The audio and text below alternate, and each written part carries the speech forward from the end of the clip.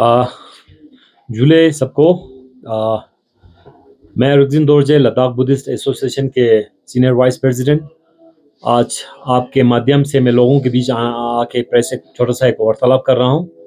ये जो press conference है, आप सभी को पता है, बीते हुए जो दिनों में हमारे बोध गया का जो बीटीएमसी का जो मसला पूरे पूरे लद्दाख में और पूरे हिंदुस्तान में और पूरे विदेशों में भी इसका मसला चल रहा है। तो उसी के बारे में आज कुछ बताना चाहूँगा। जैसे कि 4 तारीख को हमने रिसेंटली लद्दाख में एक कॉल किया था। पूरा एक दिन का अनशन हमने किया था उनके फेवर में। जो बोध गया में अशोक लामा जी और जितने भी बनते हैं, उन्होंने अमरण अनशन वहाँ पे किया हुआ है, तो रिगार्डिंग उनके सपोर्ट के लिए। और साथ साथ में हमने ये भी सोचा कि लद्दाख में सिर्फ खाली एक अनशन करके, एक दिन का अनशन करके यहाँ से कुछ रिजल्ट नहीं आएगा। क्योंकि इससे पहले भी हमने बिहार के चीफ मिनिस्टर को हमने 2-3 बार हमने लेटर भेजा हुआ है।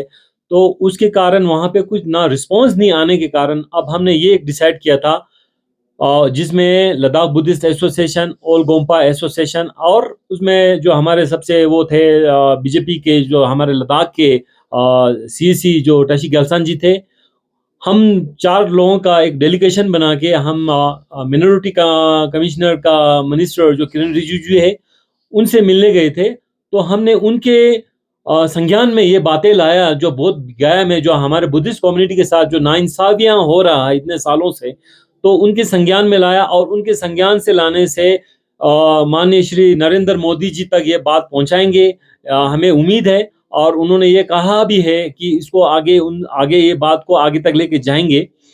तो उस बात में ये हुआ है, जैसे आप सबको पता है, क्योंकि सारे बुद्धिस्ट लोग आजकल एज में प्रोटेस्ट कर रहे हैं।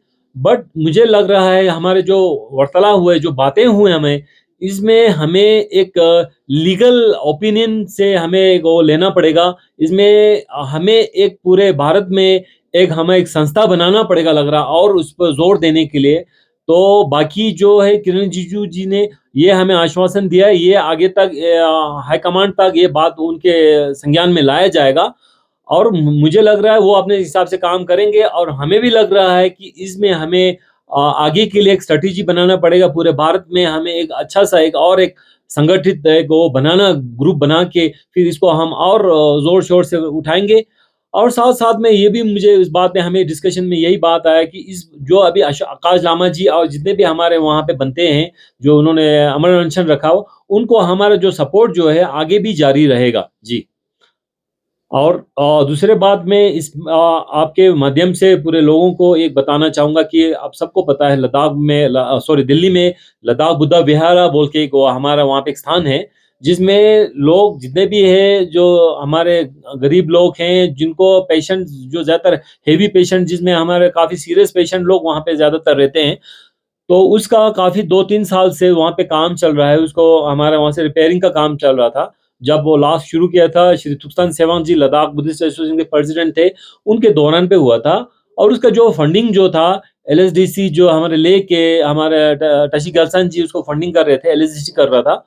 तो क्योंकि हमें ये लगा कि काफ़ी टाइम से उसमें जो बहुत डिले हो रहा है जैसे हमें लगा, तो इसलिए हमने कल वहाँ पे दिल्ली में एक मीटिंग का हमने तो रखा था, एक मीटिंग करने का वो रखा था, जिसमें हमारे टशी गलसन जी भी उसमें थे उस टाइम पे। एक्चुअल में हमारे उस टाइम डीसी साहब भी थे, वो अपने मीटिंग के लिए आए थे, उनको भी हमने वहाँ पे बुलाया था, बट डीसी साहब का थोड़ा शेड्यूल टाइट होने के कारण वो वहाँ पे आ नहीं पाए।